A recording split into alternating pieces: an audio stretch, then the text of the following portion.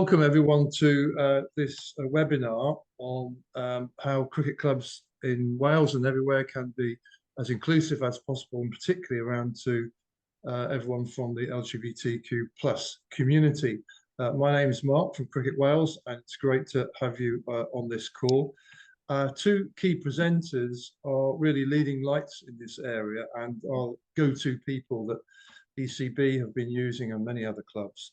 Leo Skinner and Lachlan Smith, and between them they have set up Out4cricket, who is they'll tell us more about that.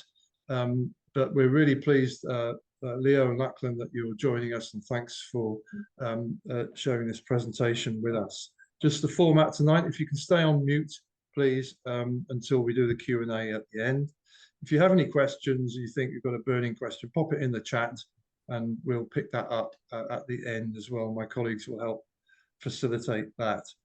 So the format will be a presentation from Lachlan and Leo, and then we'll go into Q&A. But you may be wondering, if you're watching this, why have we set this up? Well, our equity, diversity, inclusion strategy talks very much about transforming cricket in Wales so that everyone feels respected, that they belong, and are treated fairly. And so that's the context of why we're doing that. And we would very much like that every cricket club in Wales is as inclusive as they can be, and that anybody that walks through the doors or the nets or the playing area feels at home as well. Clubs may remember back in the autumn we did an audit. We do an audit most years. And one of the questions that we asked, would you like some support around members from the LGBT community, making them feel welcome? So that's very much 30 clubs said, yes, please, we'd like some help. I went straight to Leo and Lachlan, and here we are. So I'm going to hand over to you two guys to guide us through. And again, if you've got questions, everyone, pop them in the chat. Keep yourselves on mute for now, and we'll do the Q&A and end. So over to you guys. Thanks again for coming along.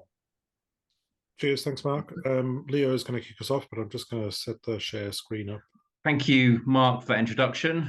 Thank you for the invitation. This is actually our first sort of more formal presentation to a cricket institution, so we're delighted to be here. So if we just start by introducing ourselves. So I'm Leo Skinner. I'm chair of Grace's Cricket Club and a remarkably unsuccessful middle order batsman for Grace's Cricket Club. Grace's has been around for about 25 years, playing league and recreational cricket in and around London. We were the first LGBTQ plus club. I've been chair for the past 4 to 5 years, and I'll pass to Lachlan. Yes, I'm Lachlan Smith. I'm the chair and founder of Birmingham Unicorns Cricket Club. So we followed on from Grace's about 25 years after they started. So we're about to go into our 3rd season. Again, LGBTQ led inclusive club. We have about 40 members, and we draw our membership from Birmingham and the West Midlands, but as far away as Leicestershire and Staffordshire, Gloucestershire, Northamptonshire as well, and have been growing quite quickly over the first 3 years that we've been in existence. And then we've come together. We've been working together for the past 2 to 3 years around how we not just play cricket, but how we advocate and drive change within cricket, how we promote LGBT plus inclusion in cricket. And off the back of the first LGBTQ plus inclusion in cricket conference that we ran last year, such was the interest from first-class counties, from the ECB, from minor counties, from other stakeholders. We set up at the start of this year Out4cricket, which is a community interest company, and we aim to provide support to the whole range of those engaged in and playing cricket and organising cricket right through from the ECB through to local recreational clubs about how, and we aim to support them in making cricket more accessible and more inclusive for the LGBTQ plus community. Okay, so to kick us off, we're going to try something that I've never tried online before in this format anyway. So this is a bit of an experiment, but we're gonna see how this goes. So I'm hoping everybody's kind of familiar with Zoom and how Zoom works, and that if you want to ask a question on Zoom, you can raise your hand and raise your little electronic hand. So if you know how to do that, if you could do that now, that would be really, really good. And then we can go from there.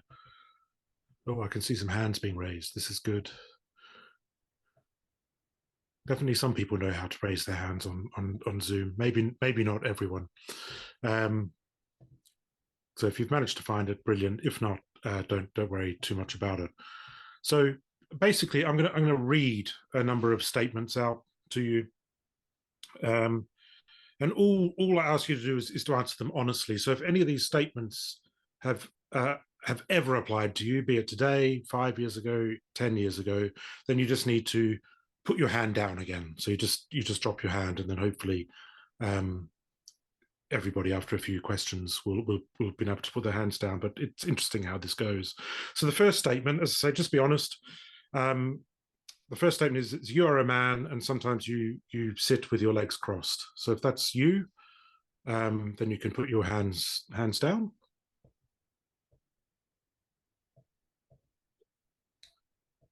Quite a few people have put their hands down. There's still some left. You're a woman and you're not wearing any makeup today. If that's you, you can put your hands down. Well, there's still a few of you to go. So let's pick another one. You're a woman and you play sports aggressively and competitively. If that's you, you can put your hand down.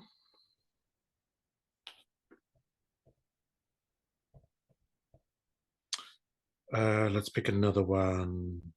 You're a woman and you stand up for yourself.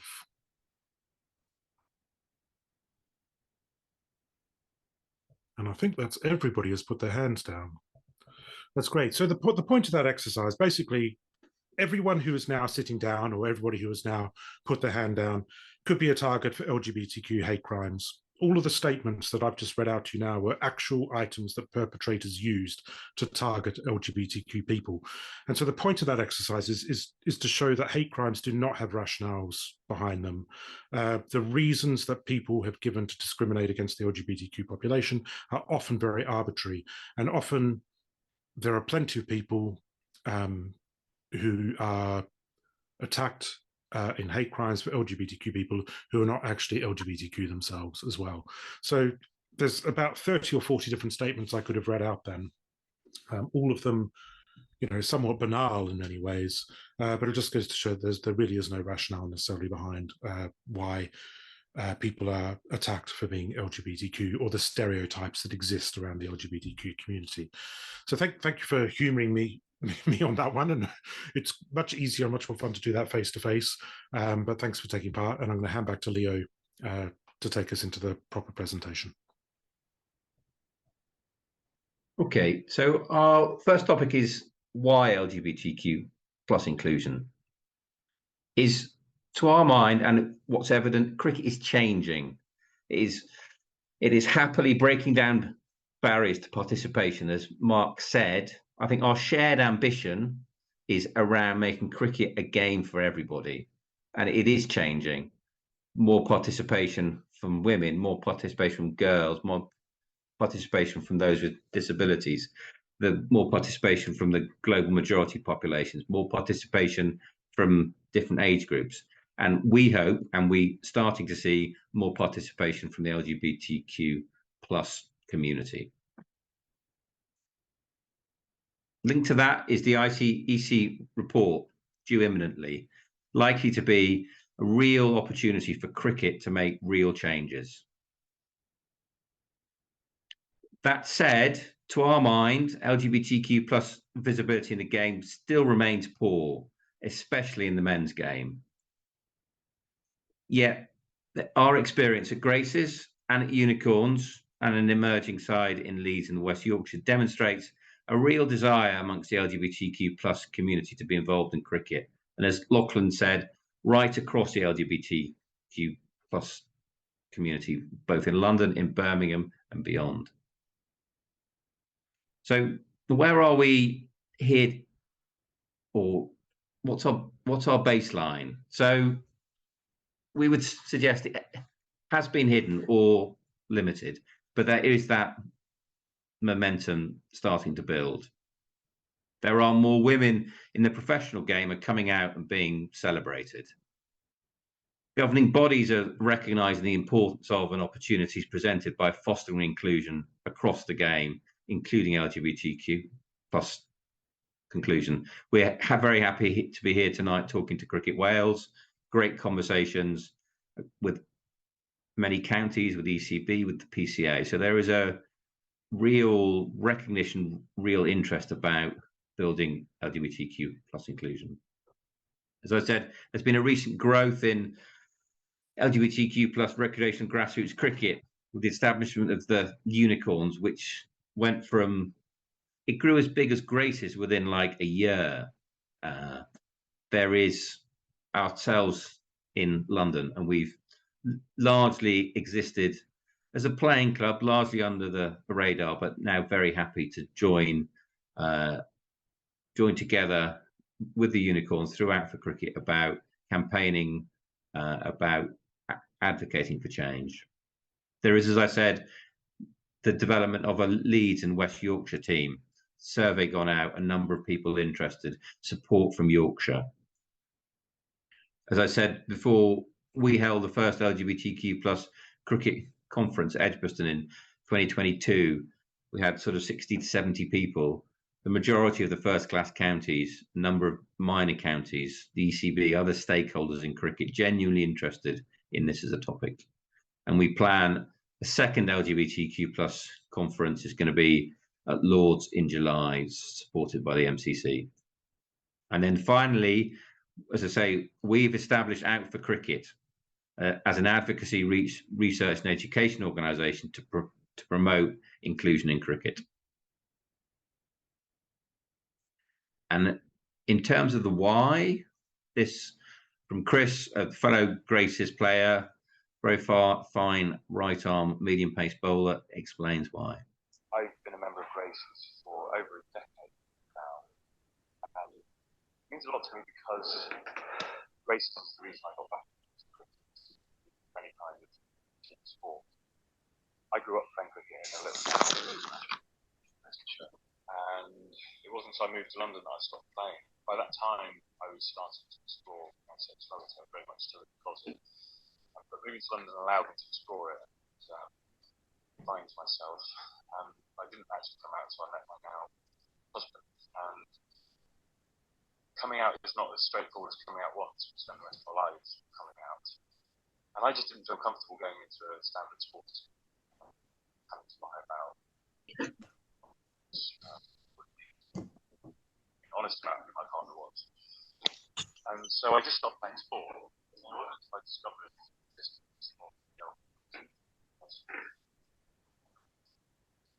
straight away I emailed Graces and went on to sport. I just felt home. These were kind of days that I hadn't met people just like sport. Very used to days playing. And there are no gay roles involved. There are no gay role models in sport either.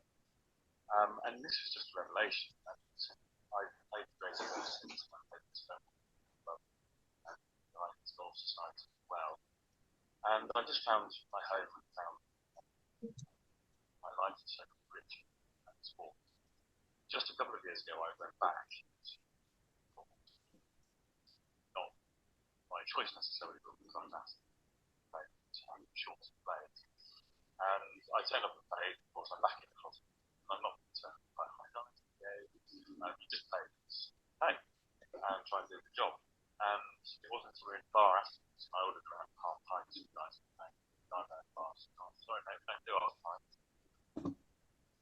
I was like, oh, well, we're all driving, so we have to only drink half pints. So, well, all right then, I'm going to have to take your photo and put it on the gay wall.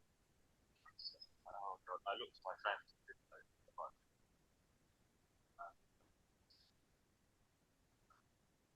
Not sure what to do. I didn't know what to do. I realised you could come out. Regrettably, I just brought my eyes to the main side. I think this is an old guy behind the bar, explained it away by the old generation. I wish I'd behaved differently. Oh, okay, well, actually, I am there. So take my because it's kind of non-confrontational. Anyway, it was hindsight. But it was a reminder of why being gay in sports is different.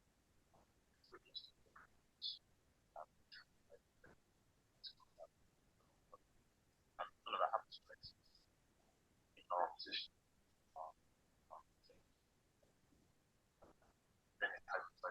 Experience making races. It's online. It's advertising campaigns. I've got a lot of and then there's a sense sometimes you turn up to clubs and tell them have a straight line of language.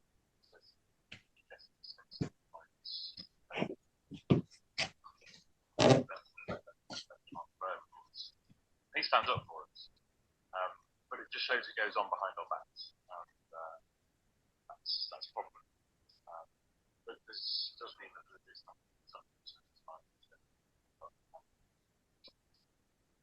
smash them out of the park. It's another one of the reasons I enjoy playing races.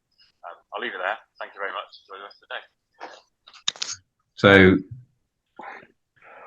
what is LGBTQ plus inclusion and what isn't it?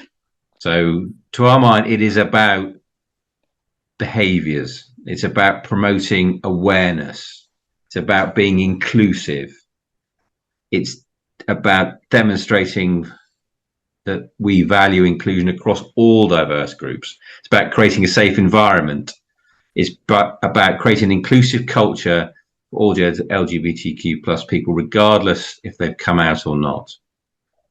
What it's not about, and that's sometimes, leveled at us or LGBTQ plus communities or groups or sports teams, it's not about changing beliefs. It's not about changing personal values. It's not about being exclusive. That's something often leveled at us.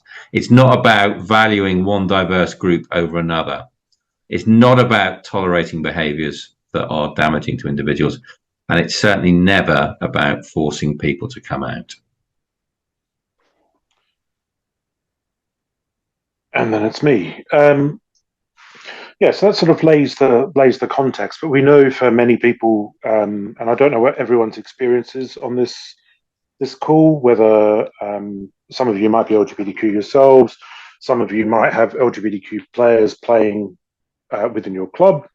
For others, this might be all entirely new to you. You may not be aware of any players at your club, or you might not have any players at your club who are LGBTQ. So I just want to spend a couple of minutes on some definitions, because I know it can be quite a tricky area for people if it's new to you. So this little gingerbread person is a useful way of just sort of explaining some of the basics. So starting at the top around identity, and it effectively is how you in your head experience and define your gender based on how much you align or don't align with what you understand the options for a gender to be. So identity is very much something that sits in your head and is a thought process in your head. Attraction is how you find yourself feeling drawn or not drawn to some other people in sexual, romantic, and or other ways. Often you'll hear these terms aligned with gender. People talk about gender and attraction in the same phrases or same expressions, which then takes you through to expression, which is how you present your gender through your actions, clothing, and demeanor, just to name a few, and how these presentations are viewed based on social expectations. So sometimes you'll see that a lot with discrimination against LGBTQ people in the way people express their gender and the way they dress and things like that, because they may not be seen to conform to what people view as the right way of dressing or presenting for whatever gender identity they identify with. And then obviously sex at the end is the sort of physical traits you're born with or develop. And we sort of think of them as sex characteristics. Now, there's lots more definitional stuff we could go into, but we'll sort of park that for now as just an introduction to identity, gender identity, attraction, gender expression, and sex. So in terms of making cricket more inclusive, we think there are steps that are being taken right now. A lot of the work that's been done to date has been done at the professional level and has been done at the national level with things like Rainbow Laces campaigns, which I'm sure many of you are familiar with, either in cricket or in football. It's very big in football, rugby, and things like that. But we're really keen to ensure that whatever we're doing at the national level and in the professional game, it's also being done in synergy with the recreational game and supporting recreational clubs, supporting recreational players, and supporting the counties and those organisations who help administer and support the recreational game to be as inclusive as possible. So what can be done? Like we get asked questions all the time about, so what can we do as a club to be more inclusive? And the things that we're going to talk about, I'll talk about in the next sort of 4 or 5 slides, most of them are pretty simple. They're pretty simple things that you can do. Not all of them are. Some of them will take a bit of thought, but a lot of them are pretty simple things that you can do. And not all of them are LGBTQ specific. But the point about all of them, whether they're LGBTQ specific or not, is that for the LGBTQ community, they find these types of initiatives, policies, practices make a club more inclusive and welcoming, so you're more likely to get people through the door. When I've talked to clubs about this in the past, over the last 6 months, it's really encouraging that some of the things I'm going to talk to you about tonight, you probably do anyway. And if you do, then that's absolutely brilliant. But it might be a time just to take stock and reflect on how you do it. Are there any improvements you could make to it? But hopefully there'll be a few new things as well, which you can pick up and take back into your recreational clubs in Wales. So I wanted to start with basically language and leadership, and they kind of go together. And everything that's coming on the next few slides is either drawn from academic research around LGBTQ inclusion in sport. Some of it's quite specific to cricket. There's been quite a lot of research done in Australia around LGBTQ inclusion in cricket, and some of this stuff draws on that. But a lot of it is also drawn from the experiences of unicorns, graces, of our members playing recreational cricket. I've played recreational cricket in Birmingham for the last sort of decade or so for other clubs as well as unicorns. And a lot of my members, and I know members at Graces, have also played recreational cricket at clubs other than ours. So it's sort of drawing from those experiences as well. So I wanted to just flag up this cycle of LGBT exclusion and discrimination in sport. And I think this is really important for clubs who have junior sections, but it does apply as equally to senior players and adult cricket, be it men's or women's cricket, but particularly in the men's game. And I'm happy to share these slides afterwards, so you can go away and have a look at them in more detail. But basically the cycle is that a child, when they're being coached on the cricket field at around 8 years old, they might hear that coaches and players start using homophobic language. Children at this age rarely report hearing homophobic language used at home. Often they start to hear it first outside of the home, so at their local sporting club or in schools and things like that. So a child will then observe that response effectively to that homophobic language. Often it can be about laughter or picking on somebody or something like that. And whilst coaches should address that, if you're in a coaching situation at a cricket club, it doesn't always happen. Like quite often, even today, it can still be ignored, laughed off, banter. We know not everyone feels entirely comfortable about challenging it, but if it is left, then the child tends to believe that teammates are hetero and cis. We can talk about that as well later if you like, but that the language is harmless, that these are, you know, other straight boys in this example, and the language is harmless. So if you're an LGBTQ kid and you're starting to emerge into your teenage years and starting to question your own sexuality, you start to feel unsafe in these environments with homophobic language being the primary driver. The boy typically, as it says, will use this language to conform and protect, and to project a hetero identity and to be accepted. So LGBTQ kids tend to not come out in sporting environments. I was very much the same. I started to come out in other parts of my life when I was younger, but I didn't within sporting environments, partly for these reasons.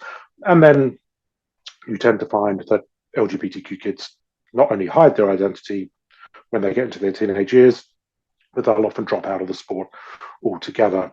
And then the teenagers and adults that have grown up alongside in this cycle will then just take that language into the next generation if that language isn't addressed and tackled at the younger age groups. As I say, it applies across all age groups, though the principles are basically the same. It took me quite a long time to come out when I started playing recreational cricket in Birmingham, partly for the reasons displayed in this cycle. Some of the language used in the club was downright disgusting, if I'm honest. And I came very, very close to walking away from the game, and it was really down to the club welfare officer where I was playing, who, you know, managed through the actions that he took to keep me in the game. But it should never have got to that kind of point. So language is essential, and language does make a difference. And educating coaches, players, and club leaders is critical. And leadership has been shown to be absolutely fundamental in this. So club chairs of clubs, committees of clubs, your coaches, your captains, and things like that play absolutely crucial roles in making sure that the language and the environment that you project are safe and inclusive. Calling out discriminatory language, you know, must be done. It absolutely must be done. But it should be done alongside ongoing education. You know, just calling out discriminatory language and not having an education process alongside of it, I don't think is as effective. And there's some research around that would support that. And the two should be done together as you go through, as you learn and grow as a club. But then on to some of the practicalities. So we talked about language, but what are the practicalities about, you know, the club welcome and social media? One of the points that came up at the conference that we ran last year was that, you know, most clubs these days use Play Cricket as you know, one of their main platforms to promote the club and obviously to record match results and things like that. And often on Play Cricket, there can be a pretty, if I'm honest, banal and bland inclusivity statement on the front end of the website. And, you know, it's fine to kind of have that on there. And I'm not suggesting you necessarily take it down if you've got one, but it's how is that inclusivity that you are promoting, and you say that you promote on the front page of your web page, actually translated into other areas of club activity, particularly within other pages on the website, particularly within any social media that you run, be it Twitter, Instagram, or other Facebook, other platforms that are out there. So do you engage with LGBTQ campaigns, including Rainbow Laces? Now, I put Rainbow Laces in bold partly because it's an incredibly important part of the cricketing calendar, but partly because we know, and, you know, Leo and I, we've talked to the ECB about this. The ECB over the last few years have really have confirmed the Rainbow Laces dates quite late in the day, and it's been quite difficult to then engage grassroots and recreational clubs in Rainbow Laces. So if we can get a bit more foresight on the dates when that will be really helpful. But do you, as a club, get involved in that, like perhaps you would in other campaigns? Lots of recreational football clubs now get involved in Rainbow Laces. I'm not convinced that a huge number of cricket clubs so far have, although the number is growing year on year. Do you talk about stuff in Pride Month and LGBT History Month? There's one club that we know who does have an LGBTQ player, I think I'm right in saying, but they put out some resources in LGBTQ History Month to talk about what you can do as an LGBTQ player, where you might want to go to get involved in cricket, and the fact that obviously they were open and welcome as a club. Does your website specifically talk about LGBTQ inclusion? as I say, inclusive club statements are great, but they need to be backed up with actions and visibilities, and there's all sorts of ways you can do that, and we've just touched on a couple of them here. One of the things that's really beneficial for people who are perhaps a little bit nervous about coming to games, to clubs, and we've had a lot of members who have said to us that they kind of came to us because they felt like they could safely come to us without any issues, is that sometimes clubs don't always have a named person for people to approach if they want to come to training for the first time or they want to find out a bit more about the club. And we think it's really important that person, once you've got that named person, and I'm sure many of you probably do, has some EDI training to support them, so they know how to talk to people appropriately and things like that. So the thing I'd leave you with, the question I'd sort of leave you with, is what happens when somebody arrives for the first time at the club? What's the welcome they get? What happens when they walk through the door? Who do they talk to? What's that first conversation about? You know, have a think about that and how you might be able to improve that. Leading on from that first conversation, expectations about joining. So when I've joined cricket clubs here in England, and I know from talking to other people that this is not unique to me, but I also know that not every club is like this. But the first question I was asked is, so, you know, what do you do? Do you bat? Do you bowl? Like, what level do you play at? That kind of thing. There's no conversation about, you know, how can we make sure cricket is enjoyable for you? You know, what do you want to get out of it? Do you want to play? Do you want to score? Do you want to umpire? Do you want to volunteer? Do you want to be on the committee? We've got quite a few LGBTQ people who are really keen on scoring and volunteering and going along to watch cricket. And actually, they can be really incredibly valuable for your club, as I'm sure you will know. You know, you need scorers, you need volunteers, and how you relay your expectations to the individuals when they come is really important when they first walk through the door. Some things that we found that have worked really well is what I've kind of called pre-training sessions to support new returners and inexperienced players in cricket. So they're a bit like taster sessions, I guess, but when we've done it, we've sort of said to people, okay, so our net session might start at 6 p.m, but we have a pre-training session sort of at 5:30. If you want to come along and just meet the coaches when there's not a whole bunch of people there that you might be nervous about walking into that environment, and then you can have a go at batting and bowling for 15, 20 minutes, whatever you like, before everybody else turns up to training. That can be a really good way just to give people a taste of your club and of cricket, and help them to decide whether they want to come along and be involved. One thing that some clubs are really brilliant at and should be promoted as widely as possible, I think, and done in every club, is to have mixed teams, if possible, particularly when you're playing friendly cricket, T20 midweek cricket, things like that. Competitive cricket can be a barrier to many people, particularly adults, coming to cricket, and we found that with a lot of our members who have come and either wanted to start playing for the first time or wanted to return to cricket after like a 5, 10, 15-year break. They wanted to have some friendly cricket options, and having mixed teams can be one way of doing that. But even if you don't have mixed teams, having friendly cricket options, social cricket options can be really helpful to get people moving back into cricket. And as I say, I know lots of clubs do that, which is fantastic. Access to coaches is really, really important. That's something that we learned very early on, and I know Grace has I've had similar experiences in the new club in emerging in West Yorkshire and Leeds. It's had the same experience. Is for a lot of people, confidence can be addressed very quickly if you've got access to coaches who can support people early on. What I would say, and I know coaches have some EDI training, you know, the work we've done with the ECB, I know that happens, but you might want to think about the coaches at your own clubs having some separate EDI training, either around LGBTQ issues or broader EDI training, to make sure that they're fully up to speed with how they can support people coming into the game. And again, another one of those things that comes up quite often is changing facilities. And I know changing facilities can be a challenge because some club rooms are very old and they were built in a time when perhaps women's cricket wasn't even really a thing at the club or at recreational level.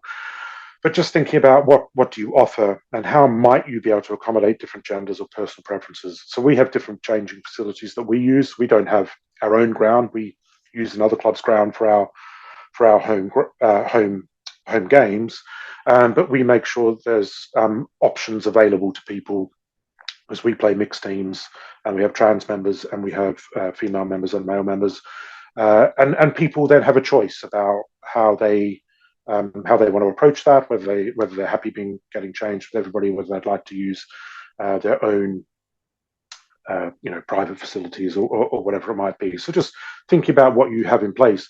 I know there's some grants available. There certainly have been infrastructure grants available over the years to help people modify changing rooms and things like that. And it might be that that's a really good use of those types of funds if you can get hold of them. The cost of cricket, again, this won't be a surprise, I don't think, to anybody. And the cost of cricket is expensive at recreational level, right up to the professional level. But financial barriers can be significant, particularly for people returning to the game, equipment, travel costs, match fees, uniforms, things like that.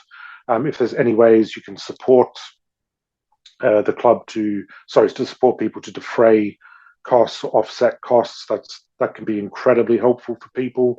And cricket equipment and club cricket equipment. And I know this varies again. I've played for some clubs that do have effectively communal equipment that everybody can use, and I've played for some clubs that don't. And generally, the clubs that do find it easier, in my experience, granted it's a very small sample size, to attract people to the game because they feel like they can just turn up and use a bat and use some pads and that kind of thing without having to borrow them off people or to go out and purchase them yourselves. So that's something that we've been concentrating on quite hard over the last year or two at Unicorns. And then the social side. So we know cricket clubs can rely heavily on club bars to survive. This can be alienating, and it can be alienating to members of the LGBTQ community as well. Partly because of the culture that can sometimes be around club bars, partly also because LGBTQ people will suffer from higher rates of alcoholism and things like that than non-LGBTQ people. So not everybody wants to come along and get involved in drinking. It's like having Muslim members at your club and things like that. So it can be quite alienating. So the question back to you is, do you offer members various social opportunities, including non-alcohol based events? Is alcohol-free beer available in your bar? So in our experience, where we play, we often sell out now of alcohol-free beer on match days. And I know the club that we work in partnership with here in Warwickshire will have more of it in stock in this coming season because we sell out of it on so many match days.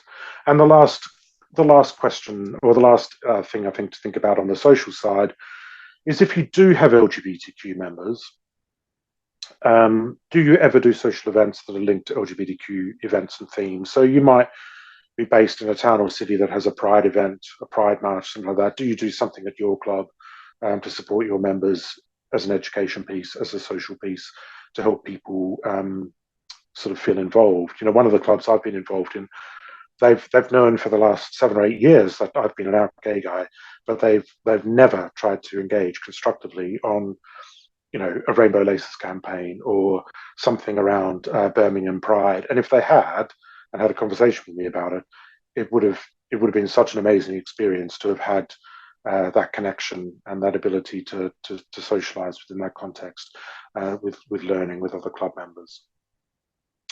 And last, but by no means least, is sort of club structures and policies. So again, I know some clubs do this. Not every club I've played for has done this, but pre and post season member surveys to gather feedback and understand expectations for the season ahead. But the really key bit about this for me is, do members feel comfortable raising concerns? So we're asking every year at Unicorns, I know Graces do the same, as a member, do you feel comfortable about raising a concern? If you think there's a safeguarding issue or there's a discrimination issue, or you've got an idea, do you feel comfortable raising that concern or raising that idea? It can be quite useful to have clear and transparent selection policies. We all know within cricket, selection is a minefield. It always is, even at recreational level. It's never 100% foolproof, but we're starting to move towards a published selection policy this year to try and see if that can help make seasons less stressful. So there's an idea for you. But also EDI policies. So there is an expectation that clubs will sign up and adopt anti-discrimination and anti-bullying type of policies, EDI approaches, building on stuff that's come down through the ECB. My question back would be sort of how are these operationalized? And by that, I kind of mean, you know, you might have anti-discrimination policies and anti-bullying policies, but is that all very passive, where you have a policy that says we won't tolerate discrimination and bullying, and then it's effectively operationalized by you just responding if somebody then makes a complaint about discrimination or bullying? Or are you actively trying to educate your club members on an ongoing basis about what that actually means in reality? Also, if I'm a member at your club and I do feel like I'm being discriminated against, or I want to raise an issue, would I know how to go? Would I know how to go about doing that? You know, would I feel comfortable about doing that? So how are these things operated? How do they actually work in reality, instead of just being passive sort of documents that might sit behind club constitutions and policies and procedures? So I think that was the quick run through. I'm sort of conscious of time now. We're about 20 past. I'm going to skip over this video. I'll share the slides, and it's a useful video to watch. It's about being an ally and not being a bystander when discrimination goes on, and it's produced by Stonewall. And it's only about a minute or so long, but as we're having sound problems and we've got to about 20 past 8, I'll draw that to a close. So that was a very quick whistle-stop sort of tour through some very LGBTQ specific things, but also some more general ideas around inclusion, things that we've learned from other clubs, and things that our members have told us. Quite happy to take any questions, have a discussion now over the next sort of 10 minutes or so. So I'll just open the floor. I can see there are a couple of things in chat, but I think I was going to hand back to you, Mark, unless Leo, you wanted to add anything for a hand back to Mark. No, I'm good, thank you. Okay, Lachlan, Leo, thanks very much indeed. Wonder, Lachlan, if you just stop sharing the screen, that'd be great. I'll go back to normal viewing. Perfect, thank you very much. So I know my colleague Victoria will be manning the chat line. Have we had any questions in the chat so far, Vic? No, not at the moment, but if anyone does want to drop anything in, I can read out. Okay, thank you for that. So yes, the floor is open. Does anybody like to ask a question to Leo or Lachlan to start with? You see, we've got one from Laura there. How do we as a club get involved in the Rainbow Laces campaign? That's a good question. Can I hand this one to Andy? So what's happened in the past is this Laura? Hi, Laura. So what's happened in the past is the ECB will announce the Rainbow Laces weekend. So last year it was on the August bank holiday weekend when there was a test match on at Manchester, and the 100 would have been at the tail end, I guess. I think it was the last sort of group games of the 100, and they did announce it sort of the week or so before it went live. The best way you're going to find out about it at the moment is through your weekly ECB club emails, which I'm sure you probably all get. When we hear about the dates, we'll certainly be publicising it as well to try and get engagement. What they did last year is, if you wanted to be involved, you could effectively register with the ECB to say that your club wanted to be involved, and the ECB had a number of packs that they sent to clubs, which included things like rainbow laces and a few other materials. I think there was some promotional material from memory and the like, which you could then put up. We'd like to have a, as I said in the presentation, we'd like to have a bit more lead-in time, hopefully in the future, so we can do a bit more promotional work and a bit more educational work around it. But essentially, the message will come out from the ECB on your club's email that sort of comes out every week, I think, from memory, doesn't it? And you'll get information on there. Andy's just put something. That would be great, Andy. If you could push for early promotion, it would be wonderful. I know the last 2 years, I think certainly the last 2 years, it has been on different dates. So one was in, I think, the tail end of July, first weekend of August, and then the next year was the end of August. It'd be really helpful for the game, I think, if we could have a consistent week or a consistent weekend every year. But I'll leave that one with you, Andy, and the ECB to pick up. Sorry, I'm just jumping in here and reading the questions. Yeah. Is that okay, Mark? Yeah, that's fine. Please do. Yeah. Are there any key links and or resources that you would guide clubs towards? So there's a little bit of information on our website, which we'll share the slides, and it's got our web address on it, where we're kind of quite a few of the resources at the moment are in development. I think it's fair to say, and some of that is being done with the ECB. So we've been working with the EDI team effectively at the ECB to start developing some resources. So hopefully this year there'll be a bit more concrete stuff other than the sort of webinars that we're starting to put on now. Leo, I don't know if there's anything that you can think of. But no, I don't think so. I think we published a couple of blogs previously. I think we wrote something for the ECB ahead of LGBT History Month last year, which was some sort of hints and tips, which this presentation sort of builds out, which is a sort of reasonable starter for 10, as you'd say, hoping through conversation with ECB to develop a more structured approach. It is early on, I guess, in the in the process. Sarah Jones. Yeah. I really like the idea of the club getting involved in festivals and events. It'd be a great statement for Glamorgan CC. Ruth Walsh clubs tell the story business pride. Yeah, I mean, more and more clubs are starting to do that, both at county level, so Glamorgan sort of level, but also predominantly at county level. I guess people are starting to get more engaged now with pride events. So we know Nottinghamshire have got involved in pride events. Sussex are in conversation again about getting involved in pride events. We do have there's a couple of other things going on which of interest, just so they're kind of going on. There's an LGBTQ cricket festival in June in Birmingham, which we have now filled up the quota of clubs being involved in that. But if we run that again in conjunction with Warwickshire next year, then having Welsh representation there would be great as well. And there was something else, which is the other thing that other clubs are doing now. So Surrey are doing it, Kent are doing it, and somebody else I know is definitely doing it. Is linking one of their Vitality Blast T20 matches to a pride, make it a pride game in effect. So it's something that you might want to explore. Andy, you've raised a good point about raising the game hub, and there is stuff. Yeah, actually there is. To be fair, thanks Andy for pointing that out. There is some useful videos and resources within the Raising the Game hub. And if you're not, I know I subscribed to the Raising the Game email. I don't know if everybody is subscribed, but I'm pretty sure I did subscribe. If you don't get the Raising the Game email, which comes out once a month, I think, from the ECB, it's well worth subscribing to that, because you'll get information about LGBTQ stuff that we're doing, as well as broader inclusion across the game as well. So that is well worth picking up. Actually, we can probably put that into a future presentation, Leo, I think.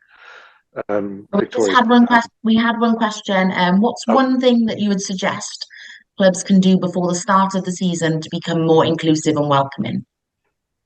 Oh, brilliant! Fantastic question. I love these one questions. One things you can do. But we got asked this question at the conference, didn't we? A very, very similar question, and the response of the conference.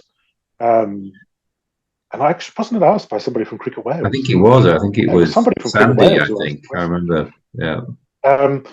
Asked, what would be the one thing you do, and the thing we suggested then was to go back to your club or organisation and start having a conversation about LGBTQ inclusion. Start trying to find out what you know and what you don't know. Now, that may not be exactly the right thing to do for your club. It might depend. You might have out players with you anyway. You may not. I guess for me, the one thing I would try and do straight away is make sure that your website and your social media is as inclusive as possible, that you specifically mention that you're inclusive to everybody, and instead of just listing the protected characteristics, you can talk about LGBTQ people, you can talk about people from different faiths, you can talk about all races and all races or ethnicities, and etc., etc., etc., and having that presence. Because I know when I was looking for a club, that's kind of where I started. I started online. I started reading people's websites, and if they didn't feel very appealing or very welcoming, or felt a bit generic, I didn't tend to go to them. I know there's one of our members who approached a few different clubs, searched for different clubs and felt kind of the same, that they didn't get a great vibe in effect off their web pages, so they didn't end up approaching them as places to go and play. So I guess that's the one thing I do, and if I could add something that's related to that, which, again, I'm sure many of you might do this already, but just make sure you have a named contact of somebody to get in contact with, and make sure you've got an email address and a phone number for that person, and that person will respond. And then when that person turns up at your club for the first time, that new member, that person is there to meet them, to have a conversation, to have a coffee, to have a walk around the ground, whatever it might be. Leo, I've just blurted all that out. Not at all. That's one thing we've learned. People. It takes quite a.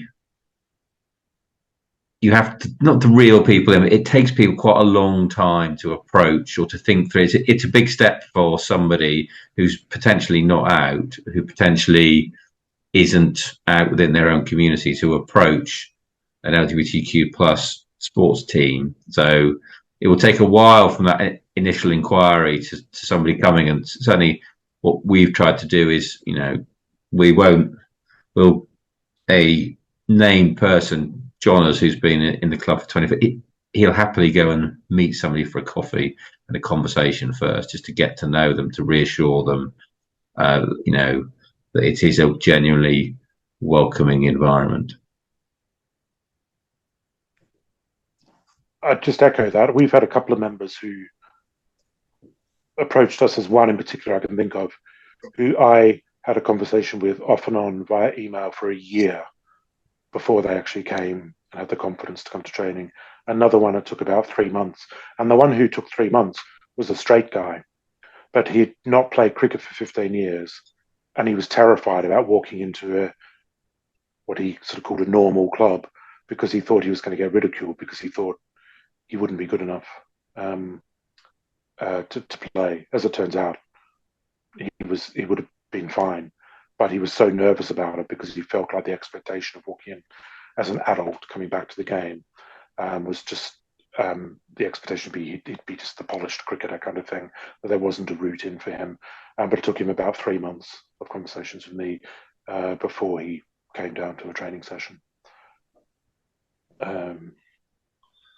Lachlan, if I can, it is a negative question, but I guess clubs might resonate with this. It's a similar one to the one you just heard, which where, how do clubs often make people from LGBTQ background feel unwelcome? Is there a common way? I know you listed some of the ones earlier, but is there one thing that often is, where they're guilty of doing that?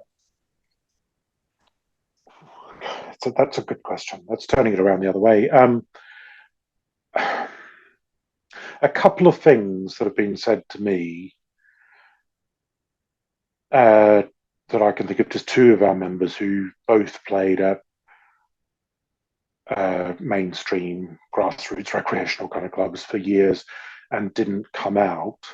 Well, one of them I think did come out eventually, but the other one I don't think did, was the kind of a combination of the language used at the club, so casual homophobia. So some of it would just be casual homophobia in and around the club environment, but some of it would be about assumptions made when they're being introduced, or when people start talking to them about, do you have a girlfriend? Do you married? Are you married? Do you have a family? That kind of thing. And it's perfectly innocent stuff in many respects. But I know a couple of my members at other clubs felt that was really difficult to deal with because although they could sort of say, no, I don't have a girlfriend, but they didn't feel comfortable because they felt like they were automatically being excluded, rightly or wrongly. That's how they felt. But I think one of the biggest issues is kind of the casual homophobia that can go around, be spread at the club. People say things, and it's not challenged, I guess. I think that's probably more the problem, is that often it's not challenged. And that can be very alienating for people. I don't know if, Leo, you had any thoughts? It's a good question. I'm going to think about that one a bit more, actually, because Yeah, I think he's a it's the leadership from each team, isn't it? Yes, definitely. yeah. Thanks to Laura for sharing that story there as well. Yeah, that's. I mean, so someone came up to me, he's a really good player. You can see them getting distant from the team club, and I'm trying to lose them, but I'm not sure the club knows. I mean, I would certainly encourage you to keep having that conversation with them and keep engaging with them. It might be worth asking them. I mean, they've come out to you for a reason. I don't know what that is, Laura. I don't know if you're really good friends with them or whether you have a position at the club which meant they felt like they could come out to you. I don't know what that reason is, but they've come out to you for a reason. So keep remaining supportive and talking to them is really, really important. I don't know if you've talked to them about whether there's anything that you could do or the club could do to help them feel more welcome or more able to come out. So when I first came out at my club, as I said, it was the club welfare officer and my captain at the time that I came out to, because of something that had happened, some stuff around language and stuff like that had happened. It took me about another 3 months after that before I came out to anyone else at the club, because I had to feel like the issue that I raised with the other people had been addressed. So I don't know if this person raised them being gay because there was an issue that needed to be addressed, but whatever it is, I'd keep talking to them and keep asking them, not every time you talk to them, but say that you're available to support them, maybe talk to other people within the club if you're on the committee, or if you're the safeguarding person, whether there's other people you can talk to.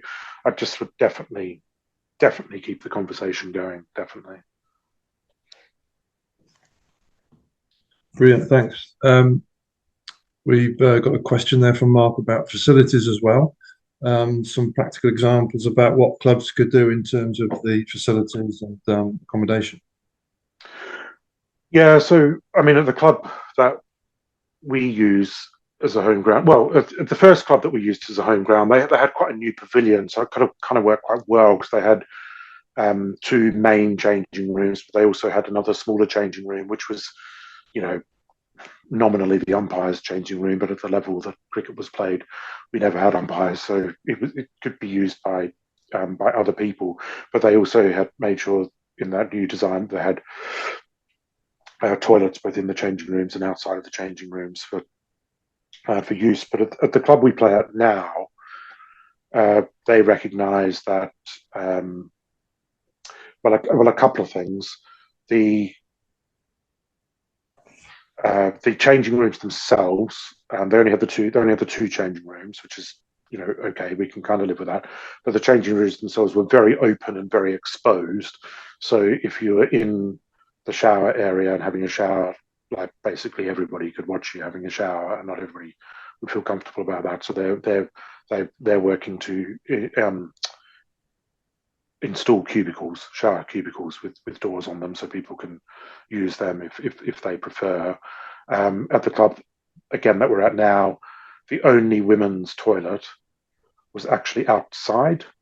So if you were a female member to use the toilet and you're in the club room, so if it was like raining or something like that, or in the lunch break, you'd have to physically go outside of the club room to use the toilet. So they're using a grant to basically incorporate that outdoor toilet into the club room so you can access it from inside. They also installed a separate smaller, it's kind of a glorified shed. It's a bit more sophisticated than that, but to the side of the changing rooms, which could be used for people who prefer to change in private, in their own kind of space.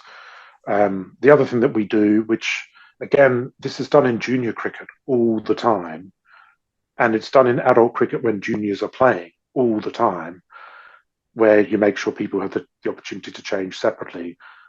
But we never really think about it in adult cricket. We just assume everybody will want to get changed together. So when we have new members, when we've got trans members, or we've got female members, we ask them, like, are you happy getting changed with everybody, or would you prefer to go and get changed first, or wait for everybody else to get changed afterwards? So we've definitely got there's 2 female members that we have who will always go and get changed first before anybody else. But then there's another female member we have who doesn't care and is quite happy to just get changed with everybody. So it's just little things, thinking about little things like that as well. So they're just a few things that you can do if you've got the money and can do infrastructure improvements, but just almost little policy changes, get people to think about, perhaps not everybody wants to get changed together and that kind of stuff. But Leo, I don't know if there's anything from your experience to add.